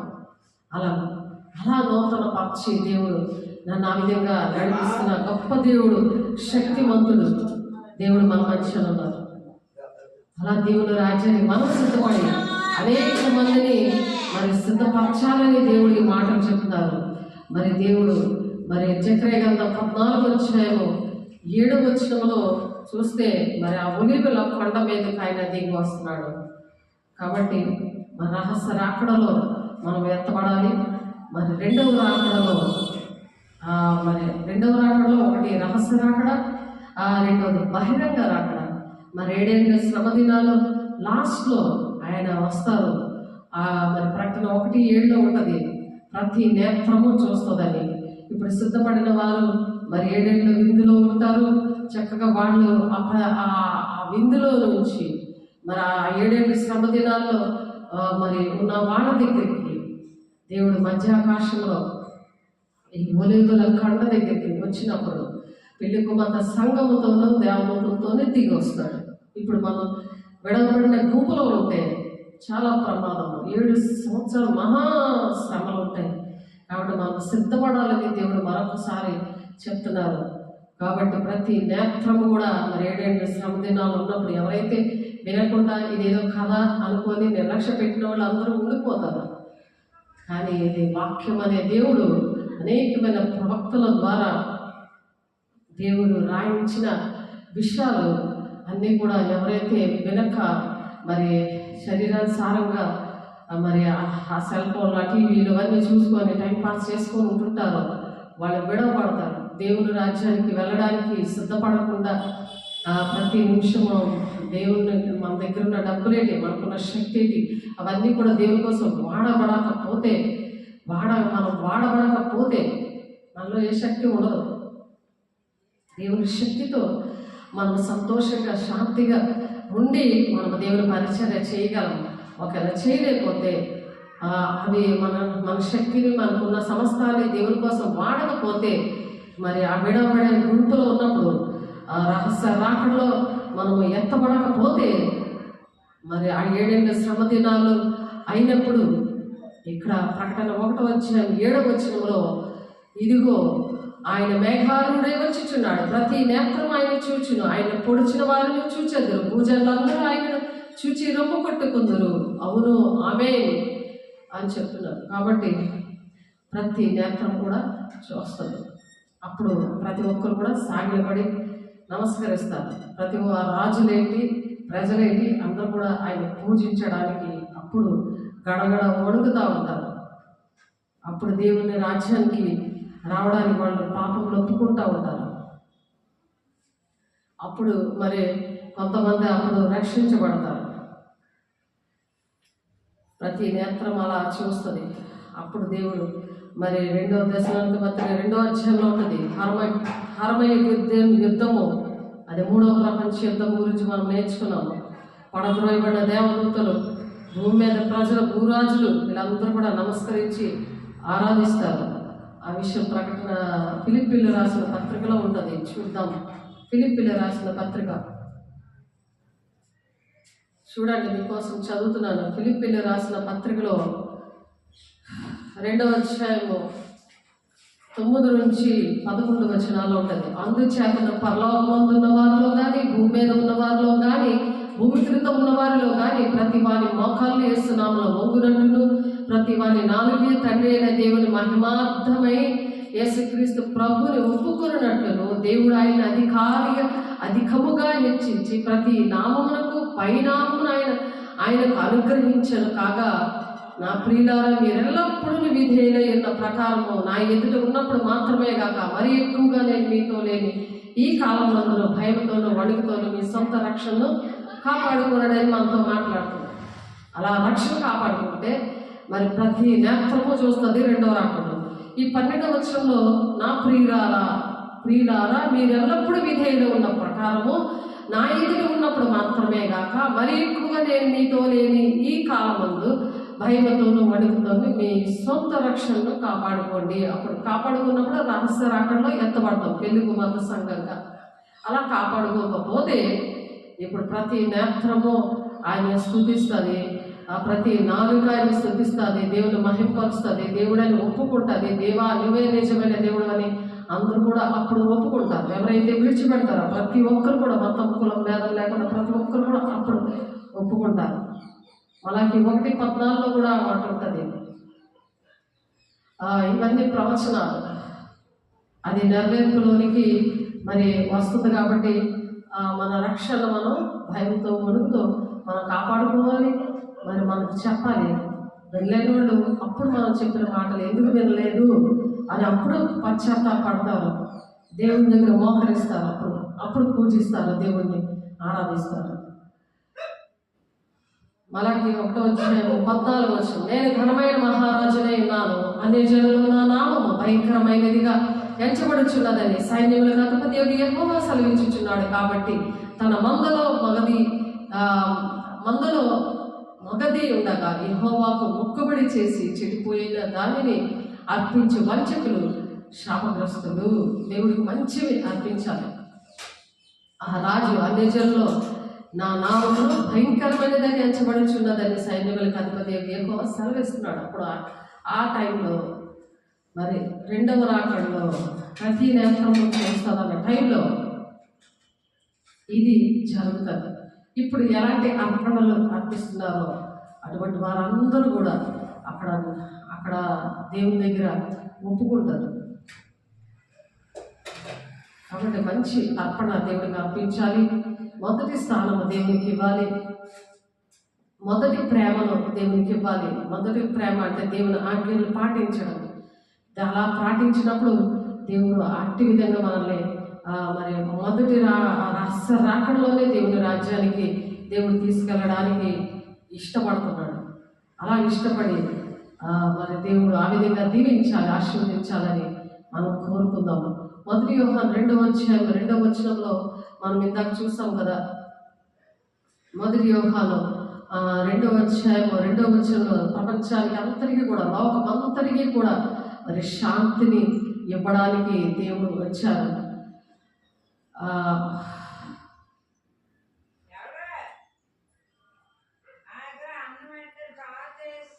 మీరు నన్ను ప్రేమించేలా నా ఆజ్ఞలు గైకుంటారంటున్నారు. ఆజ్ఞలు గైకున్న వారికి శాంతిని ఇస్తారంటున్నాడు. లోకమంతటికీ కూడా పుట్టినే కాదు, అది గమనించాలి. యోహాను 14:15 వచనం, ఎవరైనా ప్రేమిస్తే మన మాట ఎలా వింటామో అలాగే దేవుడిని నేను ప్రేమిస్తున్నాను, దేవుని రాజ్యంలో నేను ఉంటాను, ఎత్తబడే గుంపులో ఉంటాను అంటే మరి వాళ్ళ మాట మనం ఏ విధంగా మాట వినాలి? యోహాను 14:15లో మీరు నన్ను ప్రేమించేడలా నా ఆజ్ఞలు గైకుందురు. అలాగే దేవుని ఆజ్ఞలు ఏంటి, ఆయన కట్టళ్ళు ఏంటి, ఆయన విధులు ఏంటి, ఇవన్నీ కూడా పాటించాలి. యోహాను 17:3 అద్వితీయ సత్య దేవుడమైన నిన్నును నీ పంపిన యేసుక్రీస్తుని ఎరుగుటియే నిత్య జీవము. అంటే ఆయన ఎవరు అని, ఎందుకు భూలోకానికి వచ్చారు అని అంటే పరిశుద్ధులుగా చేయడానికి, పరిశుద్ధులు పరిపూర్ణులుగా చేయడానికి వచ్చాడు. ఆయన రక్తం ద్వారా, ఆయన వెలుగులో నడిచిన వారిని ఆయన రక్తం ద్వారా మరి పాపం నుండి శాపం నుండి విడిపించడానికి వచ్చాడు. ఆయన నామకార్థంగా జీవించడానికి కాదు, మొక్కేసుకొని నా ఇష్టం వచ్చి నడుస్తాను, నా కోసం సేవకులు ప్రార్థన చేస్తున్నారు, అలాంటి వాళ్ళ కోసం దేవుడు రాలేదు, అలాంటి వాళ్ళు విడిపించాడు దేవుడు. కాబట్టి అద్వితీయ వాళ్ళ మాటలు వినాలి, విని దాని ప్రకారం నడవాలి. అంతేగాని టీచరు వచ్చి నీ ఎగ్జామ్ రాయదు, నీకు మార్కులు ఏది ఉంటున్నాయి, నువ్వు డబ్బులు ఉన్నాయి, నేను డబ్బులు ఇచ్చేస్తాను, నాకు సర్టిఫికేట్ ఇచ్చేయంటే అది ఫేక్ న్యూస్ లాగా ఎలాగవుతుందో, అది ఫేక్ సర్టిఫికేట్ లాగా ఎలాగుంటుందో అలాగే దేవుని రాజ్యం కూడా ఉండదు అన్నమాట. ఒక ప్రభుపక్ష ఆత్మతో నువ్వు జీవితం అంతా నడిస్తే ఈ భూలోక సంబంధాన్ని వెతికితే కాదు, పరలోక సంబంధమైన ఇప్పటి నుంచే వెదగాలి దేవుని బిడ్డ. అది మరి దేవుని ఎరుగు, దేవుని లక్షణాలు ఏంటి, దేవుడు ఏం చెప్తున్నాడు అవి ఎరగడమే నిత్య జీవం అనమాట. అంటే నిత్యము దేవునితో ఉంటారంట. అలా దేవుడిని ప్రేమించాలి.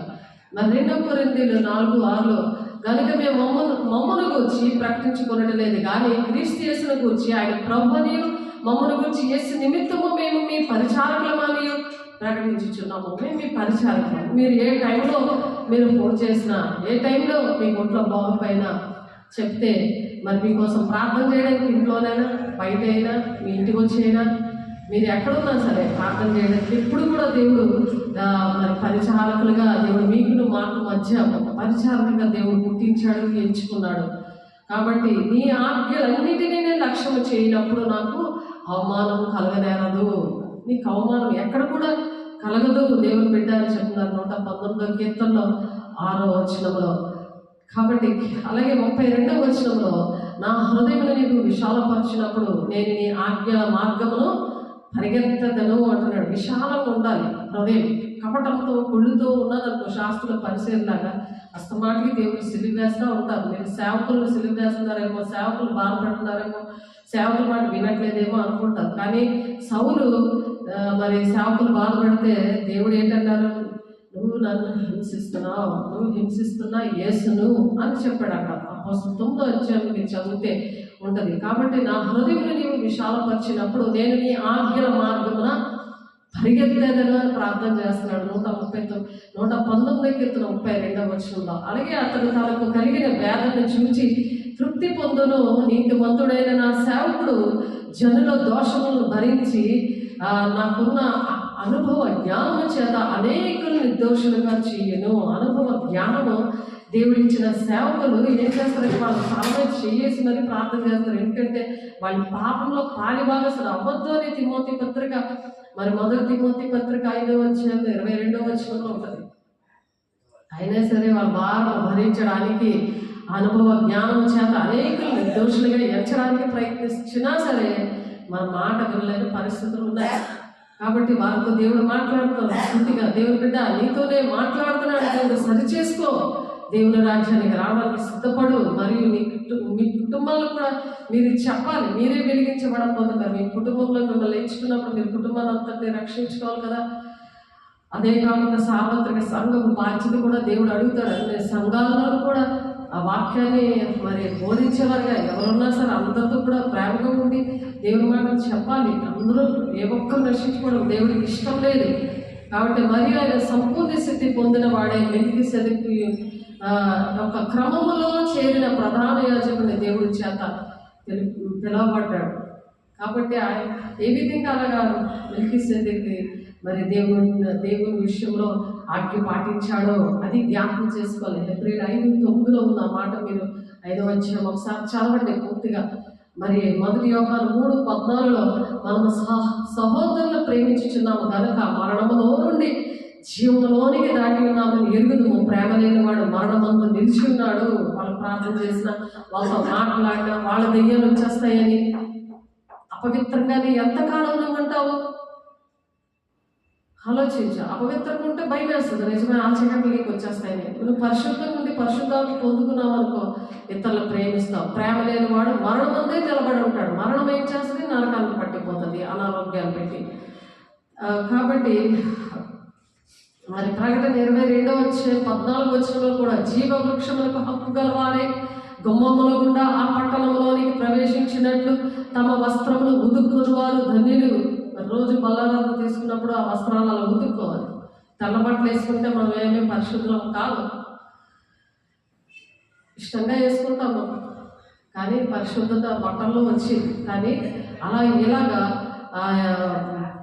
ఆ జీవ వృక్షములకు హక్కు గలవారే గుమ్మముల గుండా ఆ పట్టణంలో ప్రవేశించినట్లు. పరలోక రాజ్యం ప్రవేశించాలంటే మన వస్త్రాలు, నీతి వస్త్రాలు ధరించుకోవాలి, ఉతుక్కోవాలి, ప్రతిరోజు సరి చేసుకుంటూ కృపాసింహాసనం దగ్గర మనం విమర్శించుకొని వేసే శరీరం రక్తం తీసుకుని అట్లా తీర్పు పొందక పోదురు అన్నారు. అలా వస్త్రాలు ఉతుక్కోమంటున్నారు ఇక్కడ ప్రకటన 22:14. అలాగే లూకాసు వార్త 6:46 నేను చెప్పు మాటల ప్రకారం మీరు చేయక ప్రభువా ప్రభువా అని నన్ను పిలిచితే ఎందుకు? అస్తమాటికి ప్రేయర్ పాయింట్లు, అస్తమాటికి అదే ప్రేయర్ పాయింట్లు, అదే వేదన నిందలు దేవుని మీద, సేవకుల మీద, తల్లిదండ్రుల మీద, కుటుంబం మీద. అలాగా చేయకూడదు అలా. కాబట్టి దేవుడు ఏం చెప్తున్నారో అవి నువ్వు రాసుకోవాలి. హబక్కు 2:2 ఉంటుంది. అది నిర్ణయ కాలంలో జరుగుతుంది, కానీ చదువువాడు పరిగెత్తుతూ చదువు వీలొగినట్టు ఆ దర్శన విషయం నువ్వు పలక మీద రాసుకో అంటున్నాడు. నాటికి అంత అక్షరాలు చదువువాడు పరిగెత్తుతూ చదువు వీళ్ళలాగా రాసుకోమన్నారు, అంటే బాగా గుర్తుండేలాగా రాసుకోమంటున్నారు. హృదయం అనే పలక మీద నా ఆజ్ఞలు అంగీకరించి వాటిని గైకున్న వాడే నన్ను ప్రేమించేవాడు, నన్ను ప్రేమించేవాడు నా తండ్రి వల్ల ప్రేమింపబడను, నేను వాడిని ప్రేమించి వానికి నన్ను కనపరుచుకుందునని చెప్పాను. అప్పుడు దేవుడు నీతో మాట్లాడతారు, ఆజ్ఞలు పాటించడం నీతో మాట్లాడతారు.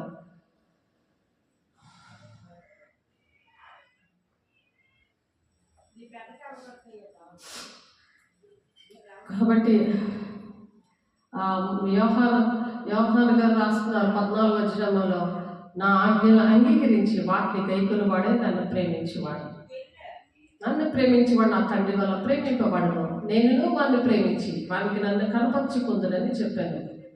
ఇస్కరియోతు కానీ యూదా, ప్రభా నీవు లోకమునకు కాక మాకు మాత్రమే నిన్ను నీవు కనపరుచుకుంటే సంభవించనని అడుగగా యేసు ఒకడు నన్ను ప్రేమించిన ఎడల వాడు నా మాట గైకలను, అప్పుడు నా తండ్రి వారిని ప్రేమించును, మేము వారి యొద్దకు వచ్చి వారి యొద్ద నివాసము చేతుము. తండ్రి కుమార పరిశుద్ధాత్మ దేవుడు పొందుకోవాలి.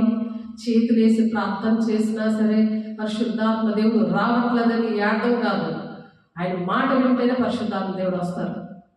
అనేక మంది చేతులేసి ప్రార్థన చేస్తే పరిశుద్ధాత్మ పొందుకుంటున్నారు, మరి నువ్వు వేసి పొందుకోవట్లేదు అంటే తండ్రి మాట వినట్లేదు, కుమారుడి మాట వినట్లేదు.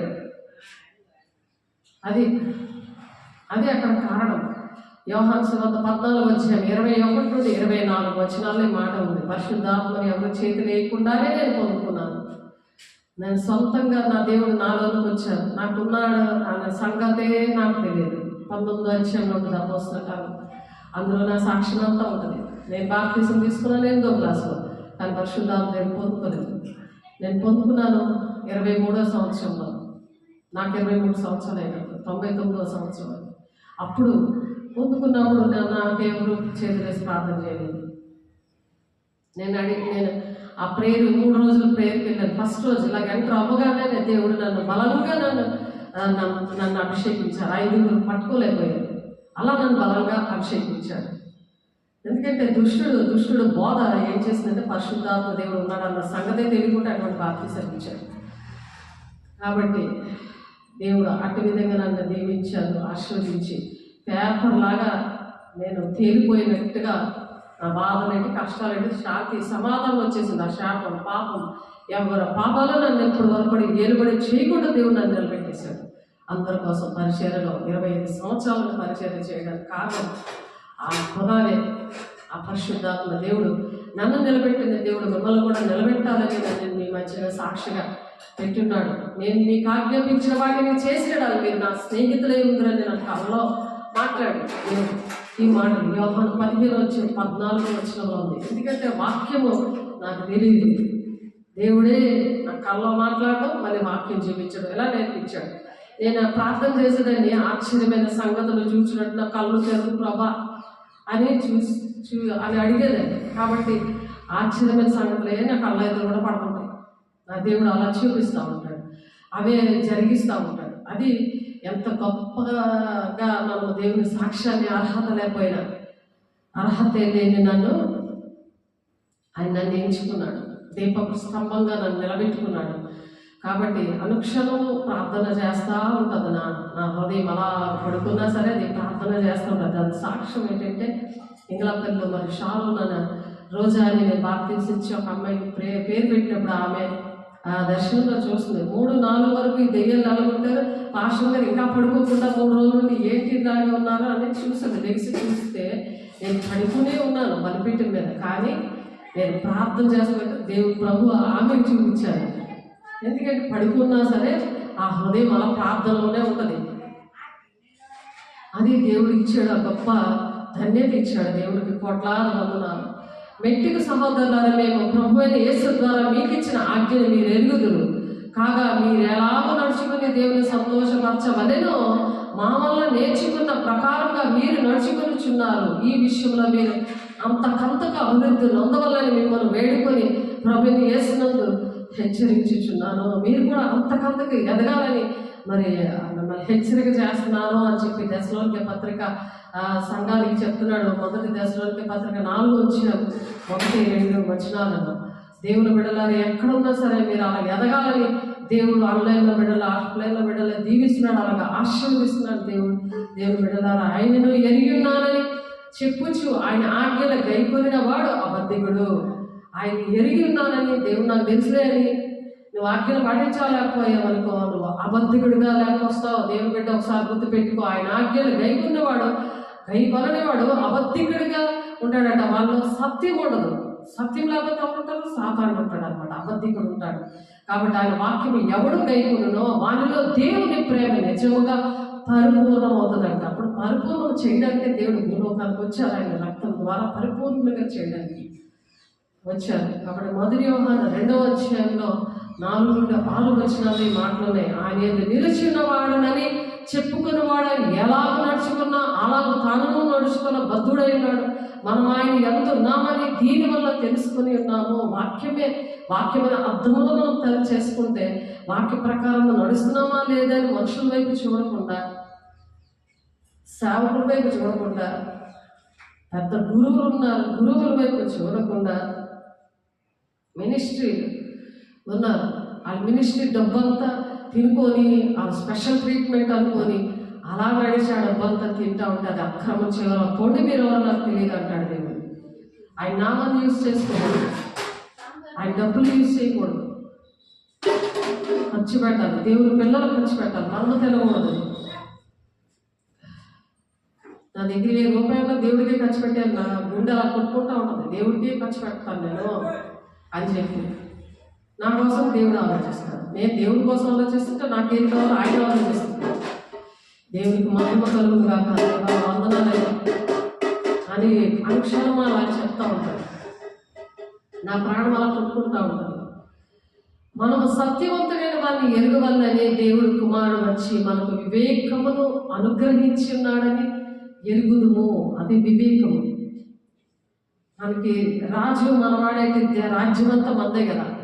కాబట్టి దేవుడు మనం కలిగి ఉన్నప్పుడు మనకి ఏంటంటే ఒక విశ్వాసం ఉంటుంది, ఒక నిరీక్షణ ఉంటుంది అనమాట. ఆ దేవుడు నన్ను చేస్తాడు, నాకు దేవుడు ఇస్తాడు, ఇది ఖర్చు పెట్టద్దాం అలా కనిపిస్తుంది నాకు ప్రాణం, అలా ఖర్చు పెట్టడం దేవుడు సహాయం చేశాడు. మొదటి యోహాను 5:19 అలా వివేచన అనుగ్రహించి ఉన్నాడు. మన సత్యవంతుడైన వారిని ఎరుగు వల్లని, ఆయన ఎరగాలని, ఆయన ప్రేమ తెలుసుకోవాలని, ఆ ప్రేమ ఏంటో ఆ విశ్వాసం ద్వారా కదా మనకు తెలియపరచబడుతుంది, ఆ నిరీక్షణ ద్వారా కదా ఆయన ప్రేమ ఏంటో మనకు తెలియపరచబడుతుంది.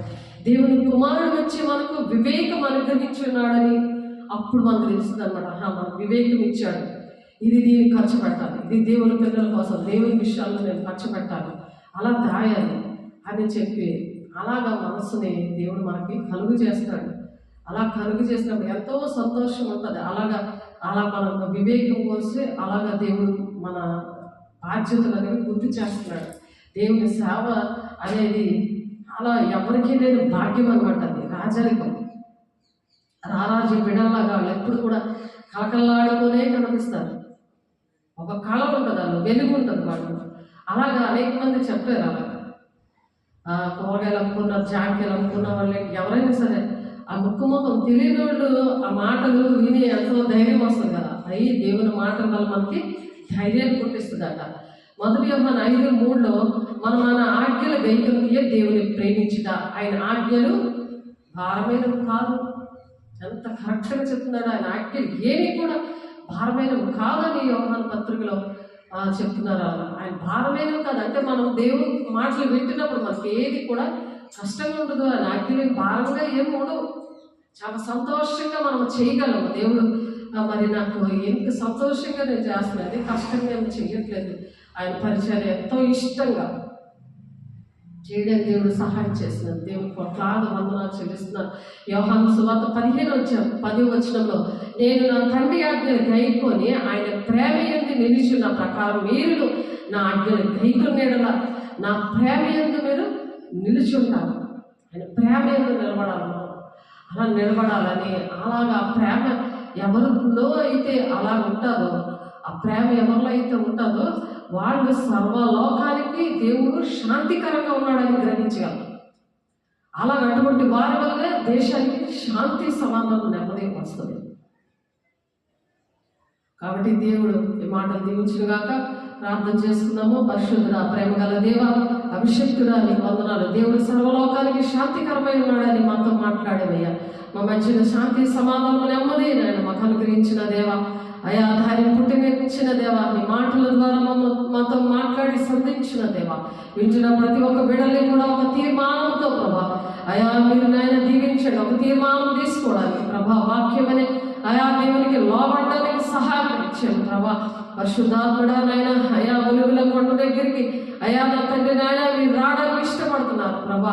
రాకడ సూచనలు ఎన్నో తండ్రి నాయన తెలియపరుస్తున్నావు నాయన. అయా నా తండ్రిని మీరు ఇచ్చిన నెట్టను బట్టి వందనాలు. అనేక విషయాలు తెలియడానికి మీరు సహాయం చేస్తున్నందుకు వందనాలు ప్రభా. అవి విని గ్రహించడానికి వాక్యము నాయన మనం సరిచూసుకుంటూ వాటిని మాత్రమే బోధిస్తున్నామని అయా 1 కొరింథీ 2:2 చెప్పినట్లు ప్రభు అయా మీరు బోధించాలయ్యా నాయన. మాకైతే ఏమీ రాదు నాయన తండ్రి.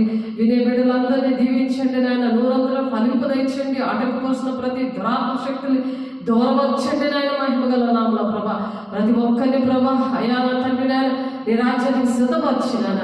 అయ్యా మీరే మహిమ పొందుకుంటున్నాను. సమస్తము నీ బలమైన హస్తాలు పెడుతున్నా తండ్రి నాయన. అయ్యా తండ్రి నాయన ప్రతి ఒక్క గృహంలో ఉన్న ప్రతి బంధకాలు యేసునామములో కాలిపోలుగా, ప్రతి శాపము పాపం నుండి విడిపించిన నీ ఆజ్ఞలు, నీ కట్టలు, నీ విధులు నాయన నేర్చుకోవడానికి సహాయం తెచ్చింది. నేను ప్రకటించే పాదాలు సుందరములు అంటున్నాం. ఆ సుందరమైన పాదాలను చూడడానికి మమ్మల్ని సిద్ధపరుస్తున్నందుకు ప్రభా ఎత్తబడే గుంపులో నాయన నిన్ను పిలుపుమంత సంఘంగా మమ్మల్ని సిద్ధపరుస్తున్నందుకు ఇంకను నాయన అనేక మందిని చేర్చుకుంటున్నాను. అయా తండ్రి అనుదినము చేర్చుకోండి అంటున్నావు నాయన. అయా నా తండ్రి మీరే అధ్యక్షత చేస్తున్నాను, మీరే నడిపిస్తున్నాను. సమస్తాన్ని నీ బలమైన హస్తాల్లో పెడుతుంది వేసే పరిశుద్ధ నామంలో అయా ప్రతి ఒక్కరిని అభిషేకిస్తూ ప్రభా ప్రతి ఒక్కరితో మీరు దర్శించి మాట్లాడి నీ సాక్షిగా నిలబెట్టుకుంటున్నందుకు నాయన మీకే కోట్లాది వందనాలు స్తోత్రాలు చెల్లిస్తూ వేసే పరిశుద్ధ నామంలో బ్రతిమలాడి వేడుకుంటున్నాను తండ్రి. ఆమేన్. తండ్రి యొక్క దీవెన, కుమారుని యొక్క కృప, పరిశుద్ధాత్మ యొక్క నిత్య సహవాసం నా తండ్రి ప్రతి ఒక్క బిడ్డలకి మా అందరికీ కూడా సదాకాలంలో తోడై నడిపించును గాక. ఆమేన్. దేవుని మహిమ కలుగును గాక. God bless you. దేవుడు దీవించి ఆశీర్వదించును గాక.